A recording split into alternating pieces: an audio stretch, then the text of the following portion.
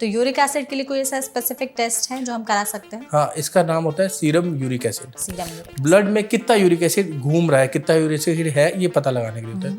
Usually mail में इसकी value 3.5 से लेके 7 तक होती है, फीमेल्स में लेके 2.5 से लेके 6 तक होती है। कि यूरिक एसिड लंबे समय तक बॉडी में बढ़ रहा है तो आपके कौन कौन से बॉडी ऑर्गन्स अफेक्ट हो सकते हैं, वहाँ कौन से संकेत या लक्षण दिखाई दे सकते हैं और उसकी वजह से वो ऑर्गन कैसे डैमेज हो सकते हैं? अच्छा, देखो सबसे पहला सिम्टम्स तो जॉइंट पेन आना ही है। Joint stiffness, joint pain is a first symptom. Generally पैरों के जोड़, एडी या फिर कभी कभी हाथों के और घुटनों के भी प्रॉब्लम आ सकती है।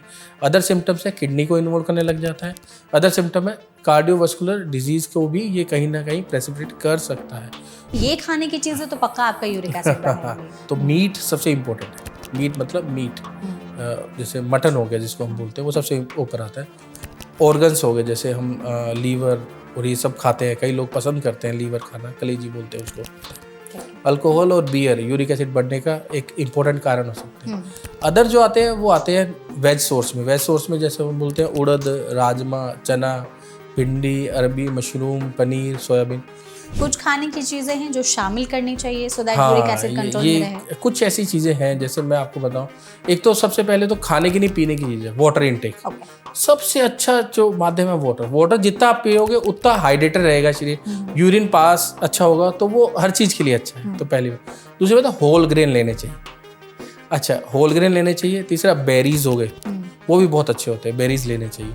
और फ्रूट्स भी अच्छे होते हैं, सैलेड, फ्रूट, ये सब अच्छे होते हैं।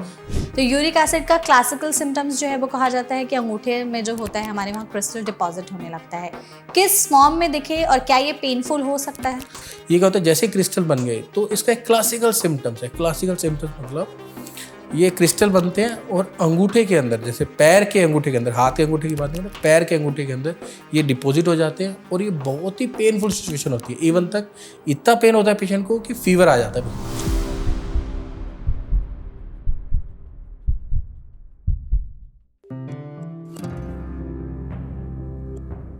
यूरिक एसिड क्या है ये टर्म? क्या ये सिर्फ हमारे जो रिपोर्ट्स हैं उस तक ही लिमिटेड है या ये उससे भी ज़्यादा है? जब भी यूरिक एसिड की बात आती है खास करके इंडिया में, तो बहुत सारे लोगों को ऐसा लगता है कि अब हमें प्रोटीन अपनी डाइट से काफ़ी ज़्यादा कम करना पड़ेगा।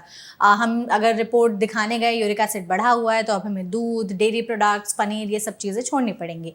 ज़्यादा यूरिक एसिड हो गया तो हो सकता है किडनी से रिलेटेड कोई प्रॉब्लम हो जाए।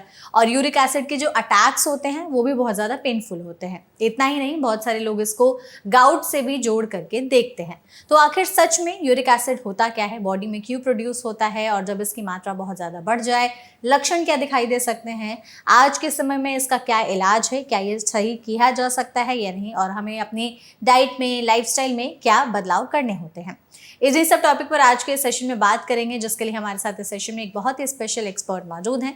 हमारे साथ है डॉक्टर दीपक अरोड़ा, जो कि एसोसिएट डायरेक्टर हैं ऑर्थोपेडिक्स और joint replacement department, max hospital में। तो डॉक्टर, इस सेशन में सबसे पहले तो आपका बहुत बहुत स्वागत है। नमस्कार मेघा जी, इस टॉक में बुलाने के लिए मैं आपका धन्यवाद कहूँगा। Thank you so much doctor. हमारे जो भी क्वेश्चन है आप मेरे से पूछ सकते हैं, और जो भी दर्शकों के आपके पास डाउट आते रहते हैं वो मेरे से आप बात कर सकते हैं यूरिक एसिड को लेके। बिल्कुल, हम भी यही चाहेंगे कि मोस्टली जो ऑडियंस जानना समझना चाहते हैं यूरिक एसिड के बारे में, हमने उसी के हिसाब से अपने क्वेश्चंस भी फ्रेम किए हैं सो दैट उनको भी जानने में आसानी हो। जो चीज़ें वो ज़्यादातर समझना चाहते हैं उनके जो आंसर्स हैं वो उनको मिल सके। तो बिना किसी देरी के सेशन को शुरू करते हैं डॉक्टर। सबसे पहले हम चाहते हैं कि एक बार आसान भाषा में ये ज़रूर बताइए कि आखिर एग्जैक्टली यूरिक एसिड क्या होता है, हमारे शरीर में क्यों प्रोड्यूस होता है? अच्छा, देखो क्या है कि यूरिक एसिड को लेके जनमानस में बहुत सारी भ्रांतियां हैं। तो यूरिक एसिड होता क्या है? बहुत अच्छी बात है। एसिड वो सोचते हैं पेट में बनता है कुछ एसिड, ऐसा कुछ नहीं है। यूरिक एसिड क्या होता है कि एक एंड प्रोडक्ट होता है। जैसे हम कुछ भी खाते हैं, जैसे प्रोटीन रिच डाइट खाते हैं या प्यूरिन रिच डाइट बोलते हैं हम इसको, बेसिकली साइंटिफिक लैंग्वेज में ये हम खाते हैं। तो जब वो एंड स्टेज पे पहुंचता है, जो एंड स्टेज पहुंचता है उसको हम बोलते हैं यूरिक एसिड बनता है लास्ट में जाके, जो किडनी के थ्रू, यूरिन के थ्रू पास आउट हो जाता है। तो जनरली ये इंटरनल चीज़ें चलती रहती है। आप प्रोटीन खाते हो, वो प्यूरिन में कन्वर्ट होता है, मतलब प्यूरिन रिच डाइट लेते हो, प्रोटीन लेते हो, तो वो यूरिक एसिड में कन्वर्ट होता है एंड स्टेज में जब यूटिलाइज हो जाता है। एंड तो ब्लड में यूरिक एसिड चलता रहता है, सीरम यूरिक एसिड ब्लड में घूमता रहता है और यूरिन के थ्रू पास आउट हो जाता है, हमें पता भी नहीं लगता है। तो ये यूरिक एसिड है। ठीक है। और अगर इसकी मात्रा बॉडी में बहुत ज़्यादा हाई हो जाती है तो क्या इससे सच में बहुत ज़्यादा तकलीफ होती है? अच्छा, यूरिक एसिड जैसे प्रोटीन रिच डाइट आप खूब लेते हो बाय द प्रोटीन, या आपकी बॉडी में ऐसा कुछ है कि आपकी बॉडी यूरिक एसिड को बाहर नहीं निकाल पा रही है, जैसे आपकी बॉडी या तो यूरिक एसिड ज़्यादा बना पा रही है या आपकी बॉडी में यूरिक एसिड निकल नहीं रहा है यूरिन के थ्रू, तो क्या होता है कि यूरिक एसिड ब्लड में एक लेवल से ऊपर आने से, जैसे हम बोलते हैं कि 6 से ऊपर आ जाता है जब ब्लड में इसका कंसंट्रेशन 6 मिलीग्राम पर डेसीलीटर से ऊपर हो जाता है, तो ये क्रिस्टल फॉर्म में कन्वर्ट हो जाता है और वो क्रिस्टल यूजुअली जॉइंट्स में जमा हो जाते हैं और वो जॉइंट में जमा होके पेन करते हैं और वो क्रिस्टल कभी कभी किडनी में भी जमा हो सकते हैं और स्टोन भी कर सकते हैं। अच्छा। तो यूरिक एसिड का लेवल ब्लड में हमेशा एक लेवल से 6 से कम ही रहना चाहिए। हम लोग जो रिपोर्ट्स वगैरह दिखाने जाते हैं अपने टेस्ट वगैरह के लिए, तो यूरिक एसिड के लिए कोई ऐसा स्पेसिफिक टेस्ट है जो हम करा सकते हैं? हाँ, इसका नाम होता है serum uric acid. Serum uric blood में कितना यूरिक एसिड घूम रहा है, कितना यूरिक एसिड है, ये पता लगाने के लिए होता है। यूजुअली मेल में इसकी वैल्यू 3.5 से लेके 7 तक होती है, फीमेल्स में लेके 2.5 से लेके 6 तक होती है। ठीक है। यदि इन बिटवीन रेंज में है तो कोई प्रॉब्लम नहीं, लेकिन यदि इसके ऊपर रहता है तो हमें डेफिनेटली कुछ चेंजेस लाइफस्टाइल करने चाहिए, कुछ मेडिसिन भी आती है, वो डिपेंड करता है पेशेंट टू पेशेंट। जैसे आगे अपन पॉडकास्ट में बताते जाएंगे कि किस में क्या मेडिसिन लेनी चाहिए, किस में क्या लाइफस्टाइल चेंज करना चाहिए, तो क्या खाना रोकना चाहिए। बिल्कुल। आपने जो हमें वैल्यूज बताए हैं कि मेल में अलग होते हैं, फीमेल्स में अलग होते हैं, तो किसी की वैल्यू एकदम 6 या 7 आ गई है तो उसे उस टाइम अलर्ट हो जाना चाहिए? डेफिनेटली। यदि किसी की भी वैल्यू 6 से ऊपर आ गई है, उसे अलर्ट हो जाना चाहिए। ठीक है।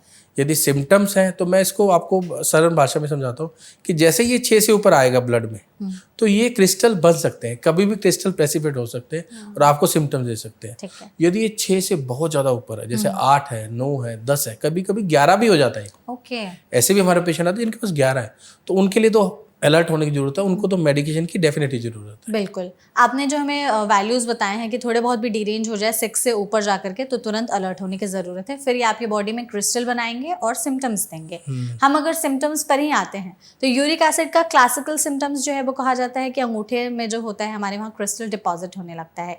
किस फॉर्म में दिखे और क्या ये पेनफुल हो सकता है? अच्छा, यदि यूरिक एसिड का लेवल एक लेवल से ऊपर हो जाता है, जैसे 6 के ऊपर हम मानते हैं, बुक्स में भी ये लिखा हुआ है 6 से ऊपर, ये क्या होता है जैसे क्रिस्टल बन गए तो इसका एक क्लासिकल सिम्टम्स है। क्लासिकल सिम्टम्स मतलब ये क्रिस्टल बनते हैं और अंगूठे के अंदर, जैसे पैर के अंगूठे के अंदर, हाथ के अंगूठे की बात नहीं है, पैर के अंगूठे के अंदर ये डिपॉजिट हो जाते हैं और ये बहुत ही पेनफुल सिचुएशन होती है। इवन तक इतना पेन होता है पेशेंट को कि फीवर आ जाता है पेशेंट को। रेड हॉट स्वेलिंग, जैसे जनरली इसके जो सिम्टम्स होते हैं इसी तरह से लेके पेशेंट प्रेजेंट करते हैं। तो इसका लेवल यदि बहुत ज़्यादा हाई हो जाता है तो पेशेंट जनरली ऐसे प्रेजेंट करते हैं, लेकिन और भी कई सिम्टम्स हैं।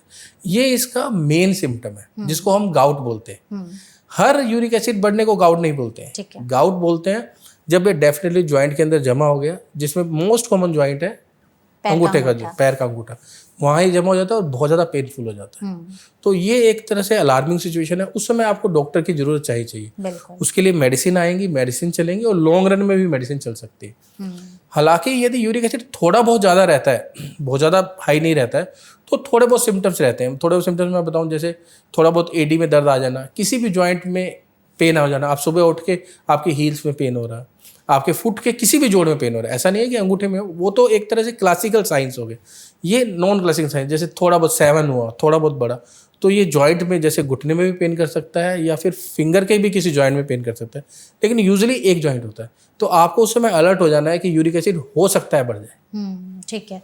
इसके अलावा जो आप सिम्टम्स की बात कर रहे थे कि ये तो एक क्लासिकल सिम्टम। अच्छा, ये किडनी में भी प्रॉब्लम कर सकता है, किडनी स्टोन भी बना सकता है।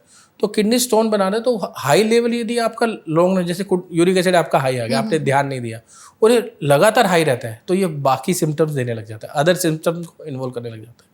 ये हाइपरटेंशन का भी कहीं ना कहीं बैकग्राउंड में कारण हो सकता है, हाई ब्लड प्रेशर। हाँ, और कहीं ना कहीं ये कार्डियोवास्कुलर डिजीज को भी प्रमोट करता है। तो इसलिए इन चीज़ों में हमें ध्यान देना चाहिए कि यदि यूरिक एसिड आपका कंसिस्टेंटली हाई है तो ये आप लाइफस्टाइल चेंज करो, जिसके बारे में हम बताएंगे पॉडकास्ट में। तो वो सब चीज़ें उसके बाद में हम आपको बताता रहूँगा, मैं डिस्कस करूँगा।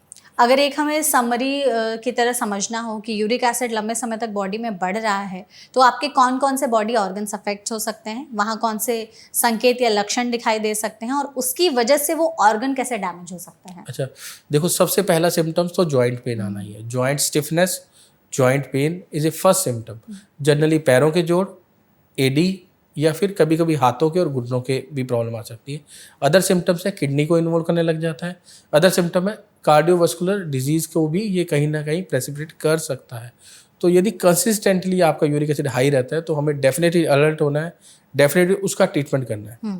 अब यदि हम ट्रीटमेंट पार्ट पे आते हैं, तो जैसे अब आगे चल रहे हैं अपन ट्रीटमेंट पार्ट पे आ रहे हैं, तो क्या होता है कि मेन यदि माइल्ड सिम्टम मतलब माइल्ड बढ़ा रहता है, जैसे 7 रहता है या 8 रहता है, तो हम लाइफस्टाइल से कर सकते हैं इसको। लाइफस्टाइल चेंज करना एक बहुत बड़ा इसका ट्रीटमेंट का पार्ट है। तो लाइफस्टाइल में कैसे आएगा, जैसे वाटर इंटेक आप अच्छा कर लो, अपना वेट रिड्यूस कर लो, यदि आप वॉक करो रेगुलरली, तो ये लाइफस्टाइल मॉडिफिकेशन से भी ठीक हो जाता है। जैसे डायबिटीज़ है, डायबिटीज भी लाइफस्टाइल डिजीज है। तो डायबिटीज को जैसे करते हैं आप, वैसे यूरिक एसिड के लिए तो आप यदि वाटर इनटेक अपना अच्छा रखते हो, अपने को डिहाइड्रेट अच्छा रखते हो, तो फिर ये यूरिन से जनरली पास आउट होता है, प्रॉब्लम नहीं आती है। लेकिन यदि इसका लेवल कंसिस्टेंटली फिर भी हाई रहता है और आपका लेवल 8 या 10 रहता है, तो डेफिनेटली मेडिसिन आती है इसके लिए, वो मेडिसिन रेगुलरली लेनी ही पड़ती है। जो चीज़ें आपने बताया कि ये कारण हो सकते हैं यूरिक एसिड बढ़ने के शरीर में, खाने का जो रोल बोला जाता है वो भी बहुत ज़्यादा है। डेफिनेटली तो बहुत कुछ ज़्यादा ऐसे, हाँ वही, तो कुछ ऐसे स्पेसिफिक फूड आइटम्स है कि ये खाने की चीज़ है तो पक्का आपका यूरिक एसिड बढ़ाएंगे। तो मेघना, इसमें सबसे इंपॉर्टेंट चीज़ जो आती है वो चीज़ आती है प्यूरिन रिच डाइट। तो मीट सबसे इंपॉर्टेंट है। मीट मतलब मीट, जैसे मटन हो गया जिसको हम बोलते हैं, वो सबसे ऊपर आता है। ऑर्गन्स हो गए, जैसे हम लीवर और ये सब खाते हैं, कई लोग पसंद करते हैं लीवर खाना, कलेजी बोलते हैं उसको भाषा में, वो खाना इसे बोल करते हैं। वो यदि ज़्यादा आप खाते हो तो यूरिक एसिड डेफिनेटली बढ़ता है। फिर आगे जो आता है वो अल्कोहल आता है। अल्कोहल और बियर यूरिक एसिड बढ़ने का एक इम्पोर्टेंट कारण हो सकते हैं। अदर जो आते हैं वो आते हैं वेज सोर्स में। वेज सोर्स में जैसे हम बोलते हैं उड़द, राजमा, चना, भिंडी, अरबी, मशरूम, पनीर, सोयाबीन। पर यूजली हम एडवाइस जो करते हैं वो एडवाइस करते हैं कि रेड मीट अवॉइड करना है। दूसरा अवॉइड करना है अल्कोहल कंजप्शन कम करना है। तीसरा उड़द, राजमा और चना ये कम मात्रा में खाना है। जो एनिमल प्रोटीन्स होता है वो ज़्यादा यूरिक एसिड प्रोड्यूस करता है, जो प्लांट बेस्ड प्रोटीन होता है वो कम यूरिक एसिड प्रोड्यूस करता है। तो हम ये कहते हैं कि आप खाना बंद मत कीजिए, खाना बंद मत कीजिए, टेक इन मॉडरेशन अमाउंट, कम मात्रा में लो। यदि कम पोर्शन लोगे तो डेफिनेटली कम आएगा, और अपना यदि वाटर इंटेक साथ में ऐड कर लोगे तो कम होगा। ऐसा भी माना जाने लग गया कि जो शुगरी ड्रिंक हम आजकल पी रहे हैं, जैसे प्रोसेस्ड फूड हो गया या शुगरी ड्रिंक्स हो गए, जैसे एनर्जी ड्रिंक जो ले रहे हैं, वो भी कहीं ना कहीं यूरिक एसिड को बढ़ाते हैं। और इसमें फ्रूट जूस भी इन्वॉल्व हो सकता है? हाँ, फ्रूट जूस भी इन्वॉल्व हो सकता है, क्योंकि हमारे यहाँ फ्रूट जूस का थोड़ा है ज़्यादा चलन। लेकिन मेन जो है वो मीट है, प्यूरिन वाला मीट है, और दूसरा उड़द, राजमा, चना और अल्कोहल है, मेन वही आते हैं। ठीक है। तो आपने जो ये उड़द दाल, राजमा, चना, छोले और ये जो मीट की बात कही है, ये कितने फ्रीक्वेंटली अगर कोई खाता है तब जाकर के यूरिक एसिड बढ़ सकता है? अच्छा देखो, क्या है कि यूरिक एसिड बढ़ने के लिए ना बहुत सारे कॉमन फैक्टर ये है। एक तो आपका जो लाइफस्टाइल है उस पर डिपेंड करता है कि आपके लाइफस्टाइल कैसा है। ठीक है। आपका सेडेंटरी लाइफस्टाइल है, आप घर पे रहते हो और खा प्रोटीन खूब रहे हो, तो ये बढ़ाने के चांस बढ़ गए। ओके। आपका वाटर इनटेक नहीं है, आप खा खूब रहे हो, बढ़ जाएंगे। या आपका जेनेटिक प्रीडिस्पोजिशन है। जेनेटिक प्रीडिस्पोजिशन का मतलब है कि आपके फादर में भी था तो आपको भी हो सकता है। सिर्फ फादर में या और मदर में, मतलब फादर या मदर में, जनरली मेल्स में होता है ना uric acid, that's why I said father में था। तो यदि मतलब कि आपके पेरेंट्स को है और आपको हो सकता है, तो फिर आप ये डाइट ज़्यादा ले रहे हो तो आपको हो सकता है। तो ये सब चीज़ें, यदि आपको पहले से आपका सेडेंटरी लाइफस्टाइल है, आप पानी कम पीते हो और आपकी फैमिली हिस्ट्री है, तो इन चीज़ों का थोड़ा ध्यान रखना चाहिए। ये आपको रिस्क में बना सकता है, रिस्क फैक्टर है ये। ठीक है। डायबिटीज भी बहुत बड़ा रिस्क फैक्टर है। राइट, बिल्कुल। डॉक्टर, आपने जो प्रोटीन की बात कही है, आजकल प्रोटीन पर बहुत ही ज़्यादा चर्चा हो रही है कि आप प्रोटीन पाउडर लीजिए, आप बाकी चीज़ों से प्रोटीन पूरा करिए। हम अगर कुछ खरीदने भी जा रहे हैं तो उसमें भी मार्केटिंग करके बेचा जा रहा है, high protein meal, high protein burger, high protein pizza, या फिर हमारे जो प्रोटीन वाले जो बार्स वगैरह होते हैं, इवन चिप्स, बिस्किट, मैंने तमाम चीज़ें देख ली हैं जिनमें सब में प्रोटीन बहुत प्रमोट किया था। Protein is a building block, it's required, definitely required. पर क्या है कि देखो, क्या है कि मेघना, क्या है कि प्रोटीन, हमें क्या है कि प्रोटीन जो होता है हमें चाहिए, जैसे हमें पर केजी 1 ग्राम चाहिए, तो लगभग 60 केजी के हैं तो आपको 60 ग्राम प्रोटीन आपको लगभग चाहिए। मतलब आपका जितना बॉडी वेट है उसको ग्राम में कन्वर्ट कर देते हैं, लगभग इतना चाहिए। कई 1.5 भी लेते हैं, पर मोस्टली इतना चाहिए बेसिक। लेकिन क्या है कि आपको लेने का आपको तरीका चाहिए उसका। ऐसा ही नहीं एक ही मील में 60 ग्राम ले लो। इधर से आपको डायबिटीज है या फिर आपका सेडेंटरी लाइफस्टाइल है, आप पानी कम पीते हो और आप प्रोटीन ही प्रोटीन लिए जा रहे हो, तो डेफिनेटली यूरिक एसिड बढ़ने वाला है। तो मैं आपको कहूँगा कि आप उसके साथ वाटर इनटेक बढ़ा लो। एक टाइम में बहुत ज़्यादा मत लो कंटेंट, थोड़ा आप थोड़ा 3 मील करके लो, 3 मील से आपका पूरा भी हो जाएगा। और डेफिनेटली जो इवनिंग डाइट है उसको थोड़ा कम रखो, ठीक है। मॉर्निंग आवर्स में ज़्यादा लो। तो प्रोटीन लेना चाहिए, प्रोटीन में कई ऐसा कोई नहीं है कि प्रोटीन नहीं लेना चाहिए, प्रोटीन डेफिनेटली लेना चाहिए। लेकिन यदि आपको यूरिक एसिड बढ़ता है तो आपको उसको हिसाब से मैनेज करना पड़ेगा, आपको मेडिसिन भी साथ में लेनी पड़ेगी या अपना लाइफस्टाइल चेंज करना पड़ेगा। यदि आपका यूरिक एसिड नहीं बढ़ता, जैसे आपको डायबिटीज़ नहीं है तो आप मीठा तो कुछ भी खा लो, शुगर फिर भी नहीं बढ़ेगी ना। पर एक बार यूरिक एसिड यदि आपका लेवल से ऊपर आ गया, आपका जो बॉडी का सिस्टम है डीरेगुलेट हो गया, तो आपको फिर प्रोटीन के बारे में सोचना पड़ेगा। अदरवाइज आप लो, कोई प्रॉब्लम नहीं है। वाटर इनटेक और अपना एक्सरसाइज उसके साथ कंटिन्यू करो। ठीक है। हम लोग आजकल ओबेसिटी पर भी काफ़ी ज़्यादा बातचीत कर रहे हैं। हमारे इंडिया में बहुत सारे ऐसे वेट लॉस ड्रग्स भी आ चुके हैं कि आप अगर ओबीज है, ओवर वेट है, तो उसका इस्तेमाल करके अपना वजन कम कर लीजिए। वजन का कितना बड़ा रोल है यूरिक एसिड को बढ़ाने में? वजन का बहुत बड़ा रोल है। जो बेली फैट होती है, यदि वजन हमारा बढ़ रहा है तो डेफिनेटली इंसुलिन रेजिस्टेंस आ रहा है बॉडी के अंदर। इंसुलिन रेजिस्टेंस आ रहा है, वो इनडायरेक्टली हाइपर यूरिकसीमिया की तरफ जा रहा है। जो डायबिटिक होते हैं उनका यूरिक एसिड जनरली हाई रहता है। तो इनडायरेक्ट ओबेसिटी का हाइपर यूरिकसीमिया में बिल्कुल डेफिनेटली रोल है, यूरिक एसिड उनमें बढ़ता ही बढ़ता है। तो उस चीज़ का हमें ध्यान रखना है। तो वो एक तरह से ट्रीटमेंट का भी पार्ट है कि भी अपना वेट कम करो, वाटर इनटेक अच्छा लो, प्रोटीन डाइट अच्छी लो, तो वो डेफिनेटली वो उसका पार्ट भी है। तो यदि आपका ओबेसिटी है, डेफिनेटली आपको यूरिक एसिड बढ़ने के चांस है। तो मैं पहले भी कह रहा हूँ कि यदि प्रोटीन डाइट आपको लेनी है वेट रिडक्शन के लिए भी, तो आपको वाटर इनटेक अच्छा चाहिए और आपको वॉक डेली चाहिए। ठीक है। आप जो वेट का बता रहे थे डॉक्टर कि वज़न आपको कम करना ही है, कुछ ऐसे स्पेसिफिक मार्कर्स हैं कि हम कितना वज़न कम करें और हमारे लिए हमारा आइडियल बॉडी वेट कितना होना चाहिए सो दैट यूरिक एसिड? बहुत मेगा, ये तो बहुत अच्छा सवाल है। अच्छा, इसमें बहुत सारे पैरामीटर्स हैं। सबसे इंपॉर्टेंट पैरामीटर तो BMI होता है, बॉडी मास इंडेक्स। उसे कैलकुलेट करना डिफिकल्ट है। वो क्या होता है, आपका वेट ऑब्लिक मतलब कि भाग डिवाइड कर देते हैं उसको अपनी हाइट से, वेट को हाइट से स्क्वायर करके डिवाइड कर देते हैं, तो वो BMI आ जाता है। तो BMI थोड़ा डिफिकल्ट है निकालना। हम सरल भाषा में बताते हैं पेशेंट को, जितनी आपकी हाइट है, हाइट को सेंटीमीटर में ले लो आप। जैसे मेरी हाइट है 5.9, तो सेंटीमीटर में 172 हो गया, तो उसमें 100 माइनस कर लो, तो मेरा आइडियल वेट 72-75 होना चाहिए। ओके। जो आपकी हाइट है उसको सेंटीमीटर में कन्वर्ट कर लो, तो उसको 100 से माइनस करोगे तो उसका आपका आइडियल वेट आ जाएगा। वो आपका आइडियल वेट रहता है। मतलब अगर जैसे मेरा 154 या 155 सेंटीमीटर है तो मैंने 100 माइनस किया, तो मेरा जो आइडियल बॉडी वेट है वो 54 से 55 किलो होना चाहिए। हाँ, इसमें 2-3 किलो ऊपर नीचे हो सकता है। ठीक है, ओके, परफेक्ट। ये आपने आई थिंक बहुत ही सही चीज बताई है। ये बहुत क्योंकि हाँ, वेट लॉस तो लोग करना चाहते हैं, बट एग्जैक्टली कितना आइडियल है, कितने पे आकर के रुके, ये बहुत जरूरी है। तो मशीन में जाने की जरूरत नहीं है, BMI निकालने की जरूरत नहीं है। एक रफ आइडिया वैसे भी लगा सकते हैं। बिल्कुल परफेक्ट। तो अगर कोई चाहता है कि यूरिक एसिड से बचे या ओवरऑल और भी जो बीमारियां हैं उनसे बचे, तो अपना बॉडी वेट आप इस तरीके से मेंटेन कर सकते हैं। Great, thank you so much doctor. ये जो आपने चीज़ बताया है ना, ये बहुत ही ज़्यादा इंपॉर्टेंट होगा हमारी ऑडियंस के लिए। इसी में अब हम आगे बढ़ते हैं। तो यूरिक एसिड जो आपने हमें बताया कि स्टोन्स बनाने लगता है क्रिस्टल फॉर्म में, तो ये जो क्रिस्टल्स या जो चीज़ें होती हैं, या जो किडनी में स्टोन बनाने लगता है, जॉइंट्स में क्रिस्टल्स बनने लगते हैं, इसका कोई पैटर्न है कि कैसे दिखता है, या बहुत साइज में बढ़ गया तो वो बॉडी ऑर्गन जो है वो अलग से दिखाई देगा? अच्छा, देखो क्या है कि ना, यूरिक एसिड की जो क्रिस्टल होते हैं बहुत ही माइक्रोस्कोपी लेवल के होते हैं, बहुत ही स्मॉल क्रिस्टल होते हैं, छोटे क्रिस्टल होते हैं। वो वी कैन नॉट सी कि हम उन्हें देख पाए उनको, उसमें ऐसा नहीं होता है।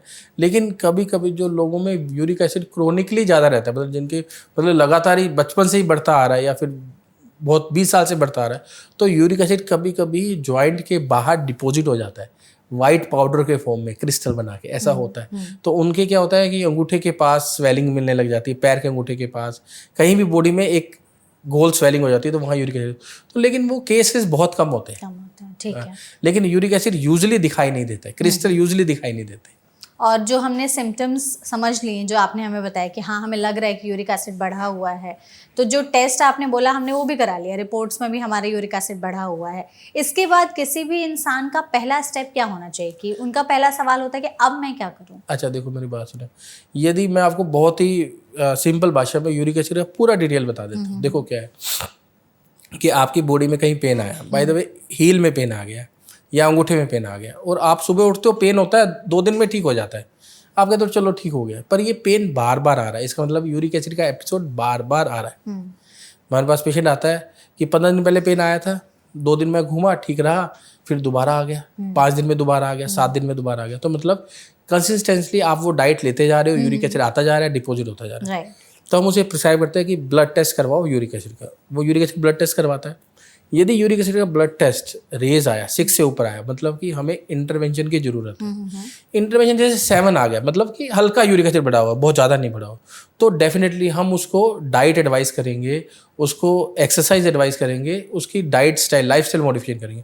जब यूरिक एसिड कम मात्रा में बढ़ता है, जैसे 6-7 हुआ, तो उसको जनरली लाइफ स्टाइल चेंजेस से आराम आ जाता है। कुछ डाइट एडवाइस करते हैं कि ये बंद कर दो। वीकेंड पे लोग आजकल पार्टीज का, अल्कोहल का ट्रेंड है, तो मंडे को ये प्रॉब्लम आने लग जाती है। मंडे ऑफिस जाने से पहले उनके पैर में पेन आने लग जाता है, उनको माइंड में आता है कि मैं ऑफिस जा रहा हूँ इसलिए दर्द हो रहा है शायद। या सैटरडे को पार्टी ज़्यादा कर ली थी, डांस ज़्यादा कर लिया था। मेरे पास पेशेंट आता है लिटरली कि मैंने सैटरडे को डांस खूब किया, पार्टी हुई थी हमारे ऑफिस में, तो डांस किया, मेरे पैर में दर्द आ गया। तो मैं उसको कहता हूँ वो डांस से पेन नहीं आया, जो उस समय साथ आपने जो ड्रिंक किया या नॉनवेज लिया उससे पेन आया। तो इस तरह से क्या होता है कि जब माइल्ड है तो हम पेशेंट को कहने लग जाते हैं कि डाइट में सिंपल डाइट बताते हैं उसको कि हाई प्रोटीन रिच डाइट, जैसे मीट हुआ, उड़द, राजमा, चना, ये कम करें, अल्कोहल का इंटेक कम करें, water 3 to 4 litre water daily ले, और एक्सरसाइज स्टार्ट करें। इससे यूजुअली कंट्रोल हो जाता है। जो टेम्परेरी पेन आता है उस पेन के लिए हम यूजुअली मेडिसिन देते हैं, जो शॉर्ट टर्म के लिए देते हैं वो कंट्रोल हो जाती है। ठीक है। लेकिन क्या हुआ कि यदि पेशेंट बार बार आता है कि यार मेरे तो फिर सिम्टम आ गए, मैंने तो इस बार खाया भी कम था, फिर भी सिम्टम आ गए, तो मतलब उसके अंदर जो रेगुलेशन सिस्टम है, जो रेगुलेटरी सिस्टम है, जो यूरिक एसिड कंट्रोल करता है, वो गड़बड़ हो चुका है। अब इसका यूरिक एसिड कम खाने से भी बढ़ सकता है। अच्छा। तो then time to start medication. या फिर उसका मैंने लेवल अगेन टेस्ट करवाया तो आया 8, 9, 10, तो मतलब it's time to start medication.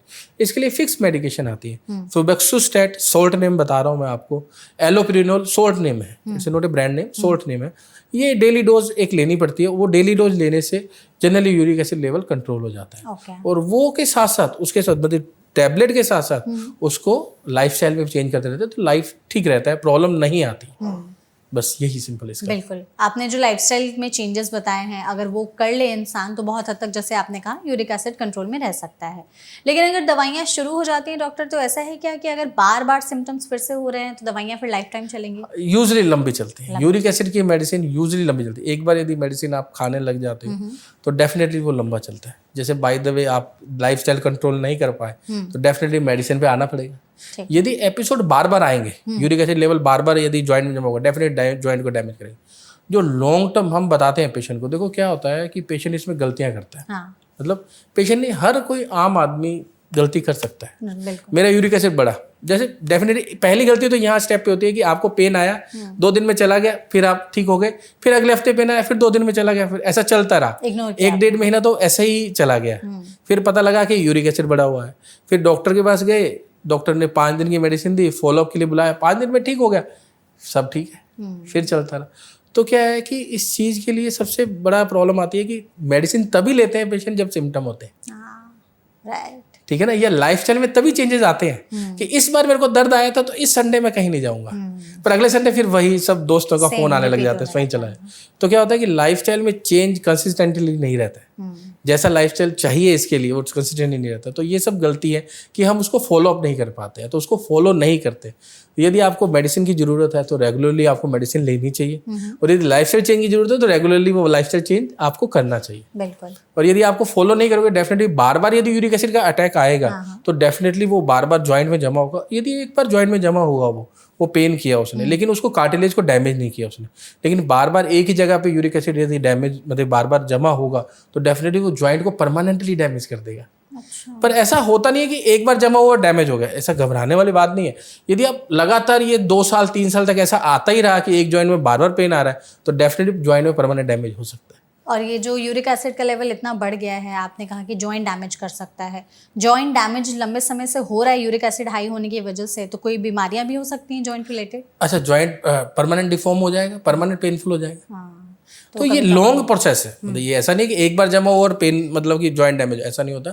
बार बार यदि ये एपिसोड बार बार आते हैं, हर हफ्ते ही एपिसोड आ रहा है, आप मेडिसिन नहीं ले रहे हो, इग्नोर कर रहे हो, या पेन किलर ले लेते हो जब पेन आता है, अदरवाइज आप ठीक रहते हो, तो वो चीज़ें जो है वो नहीं करनी चाहिए। तो कई हद तक हमें इसका ध्यान है। बाद में फिर ये किडनी पे आता है, सेकंड स्टेप किडनी स्टोन है, किडनी डैमेज है, तो उसको भी ध्यान रखना है अपने। तो ये सब चीज़ें लिंक्ड है। यदि आप इग्नोर करते हो लंबे टाइम तक, तभी परमानेंट डैमेज कर पाता है। यदि टाइम रहते ही आप ट्रीटमेंट ले लेते हो या लाइफस्टाइल चेंज कर लेते हो तो बिल्कुल ठीक हो जाते हैं।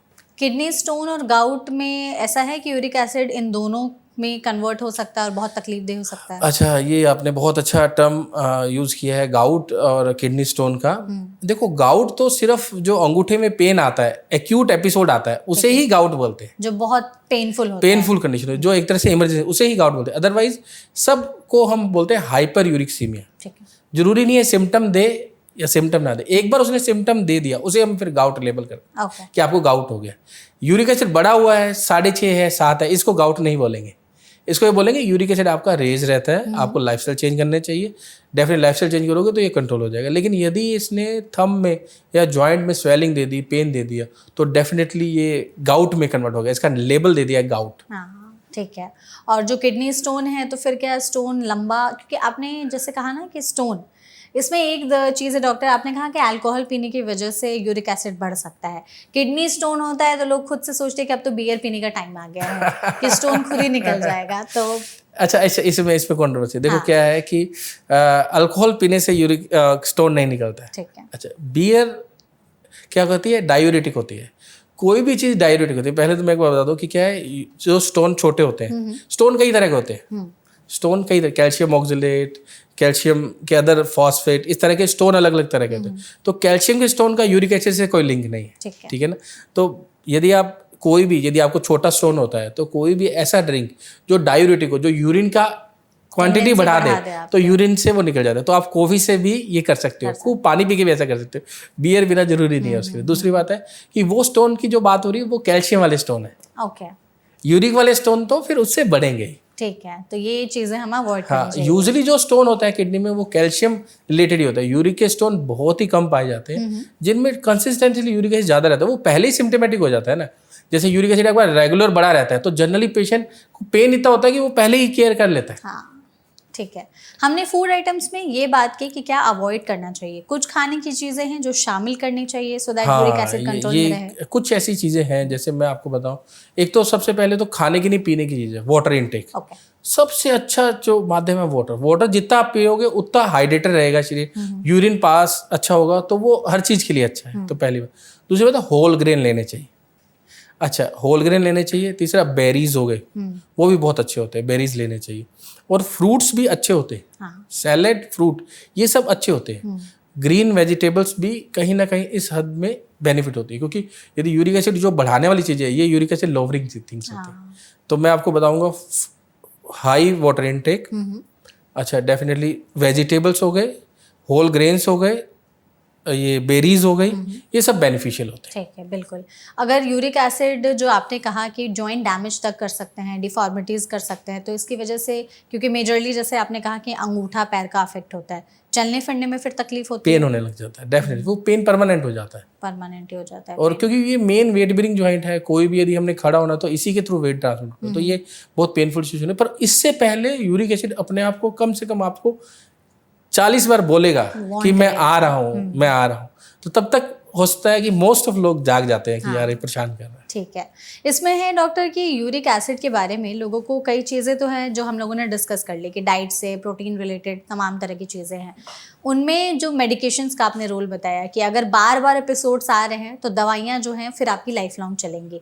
दवाइयों के कुछ साइड इफेक्ट होते हैं यूरिक एसिड वाले के? अच्छा, मोस्टली साइड इफेक्ट नहीं होते। ठीक है। मैं खुद खिला रहा हूँ 20-22 साल से, तो मेरे को खुद को होते खिलाते, ऐसा कोई मेजर साइड इफेक्ट नहीं है। थोड़ा बहुत लीवर के एंजाइम को रेज कर सकती है, लेकिन वो रिवर्सिबल है, कोई मेजर साइड इफेक्ट नहीं है। ठीक है। और अगर अभी यूरिक एसिड हमारा बढ़ा हुआ है 6 या 7, लाइफस्टाइल चेंजेस कर लिए, दोबारा हमने टेस्ट कराया, 6 के अंडर आ गया वो, तो फिर क्या हमें दवाइयाँ बंद कर देनी चाहिए? हाँ, वो मेडिसिन से अंदर आया है ना। हाँ। मेडिसिन, यदि मेडिसिन बंद करके यदि कम रहता है तो हम क्या करते हैं कि पेशेंट को पहले मेडिसिन देते हैं, लो डोज स्टार्ट करते हैं। यदि उससे कंट्रोल आ जाता है तो फिर उसे कहते हैं कि अपना लाइफस्टाइल को थोड़ा चेंज करो। मेडिसिन को हम कम करते जाते हैं, इन स्पाइट ऑफ कई बार हम 3-4 महीने लग जाते हैं, कई बार मेडिसिन बंद हो जाती है। यदि पेशेंट हम लाइफस्टाइल कंट्रोल कर लेते हैं तो मेडिसिन स्टॉप भी हो सकती है। तो इट्स डिपेंड अपॉन कितना आपका कंट्रोल है, कैसा आपका लाइफस्टाइल। ठीक है। तो हम और लोगों ने, हमारी हाँ, बॉडी की मोस्ट ऑफ प्रॉब्लम में लाइफस्टाइल का बहुत बड़ा रोल है। परफेक्ट। तो अभी तक हमने आप जो भी बातचीत की डॉक्टर सेशन में, उससे आई एम श्योर हमारी ऑडियंस को काफ़ी ज़्यादा मदद मिली होगी। हम चाहते हैं जाते जाते हमारी ऑडियंस के लिए 5 ऐसी चीज़ें बता दीजिए कि अगर आप ये करते हैं तो यूरिक एसिड से बच करके रहेंगे, बहुत हद तक आपको यूरिक एसिड तकलीफ नहीं देगा। अच्छा, बहुत सिंपल चीज़ें हैं 5। एक चीज़ तो है कि वाटर इनटेक आप अपना अच्छा रखो, चाहे आप प्री डिस्पोज्ड हो यूरिक एसिड के या नहीं हो। एक ऐसे वाटर इनटेक आपका 3 to 4 लीटर होना चाहिए, मिनिमम 3 लीटर चाहिए डेफिनेट। दूसरा, weight reduction is a very important thing. Weight reduction करोगे तो डेफिनेटली यूरिक एसिड पे भी बेनिफिट होगा, अदर चीज़ों में बेनिफिट होगा। थर्ड, रेगुलर वॉक और रेगुलर एक्सरसाइज बहुत इंपॉर्टेंट है। तो ये 3 चीज़ें तो होगी जो हम डेफिनेटली कभी भी स्टार्ट कर सकते हैं। पानी कभी भी पी सकते हैं, एक्सरसाइज कभी भी कर सकते हैं। ये सब 3 चीज़ें तो बिल्कुल क्लियर हो गई। अब क्या है, खाने में बात करो। यदि आप यूरिक एसिड को प्री डिस्पोज हो, जैसे आपका लाइफ सेडेंटरी लाइफस्टाइल है या आपको फैमिली में यूरिक एसिड है, तो प्रोटीन रिच डाइट आपको बहुत ज़्यादा मात्रा में नहीं लेनी चाहिए। यदि आप प्रोटीन पूरा करना चाहते हो तो स्मॉल पोर्शन एक टाइम में आपको लेने चाहिए। ठीक है। स्मॉल पोर्शन पे ध्यान देना चाहिए। तो स्मॉल पोर्शन जितने आप लोगे उतना अच्छी बात है।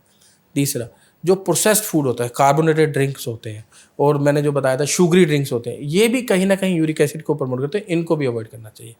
तो एक्सरसाइज, वॉकिंग, मतलब एक्सरसाइज या वॉकिंग, वाटर इनटेक और avoid sedentary lifestyle, weight reduction, ये सब बहुत बेनिफिशियल है। ग्रेट। तो हमने आई थिंक इस सेशन में जो भी चीज़ें कवर की हैं उससे आई एम श्योर हमारी ऑडियंस के तमाम सवालों के उनको जवाब मिल गए होंगे। Thank you so much doctor, हमें अपना समय देने के लिए और यूरिक एसिड के टॉपिक पर इतनी वैल्यूएबल इन्फॉर्मेशन हमारे साथ शेयर करने के लिए। आई होप आपने सेशन को एंजॉय किया होगा। Thank you so much. Okay, thank you and thank you so much audience इस वीडियो को यहाँ तक देखने के लिए। ऐसे और भी वीडियोस के लिए आप एनबीटी लाइव को फॉलो और सब्सक्राइब जरूर करिएगा। इसके अलावा अगर आपके मन में यूरिक एसिड से रिलेटेड कोई और सवाल हैं तो कमेंट सेक्शन के जरिए आप पूछ सकते हैं। हम कोशिश करेंगे एक्सपर्ट के जरिए उन सभी सवालों के जवाब देने के। Thank you.